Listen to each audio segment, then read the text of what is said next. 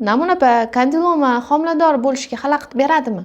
Ha, berishi mumkin. Lekin adabiyotlarda kandiloma sizni homilador bo'lishingizga bevosita xalaqit bermaydi. Faqat homiladorlik vaqtida homilangizga va ona va bola salomatligiga zarar yetkazishi mumkin degan ma'lumotlar bor. Lekin hozirgi kunda aholi o'rtasida kandiloma juda ham ko'payib ketganligi hisobiga, demak bu kandiloma aniqlangan ayollarda ko'pincha ikkilamchi infeksiyalar banam bo'ladi va shuni hisobiga bu ayollarda leykotitlar soni juda ham ko'p bo'ladi. Leykotit soni ko'p bo'lgandan keyin ko'pincha sperma o'tishiga xalaqit beradi. Va biz Shvarskiy sinamasini o'tkazganimizda bu juftliklarni bir-biriga mos emasligi, ya'ni spermalarning hayotchanligi yaxshi emasligiga guvoh bo'lamiz. Shuning uchun sizda agarda kandiloma kuzatilayotgan bo'lsa, albatta homilador bo'lishingizdan oldin davolanishingiz va kerak bo'lsa kuydirishingiz shart.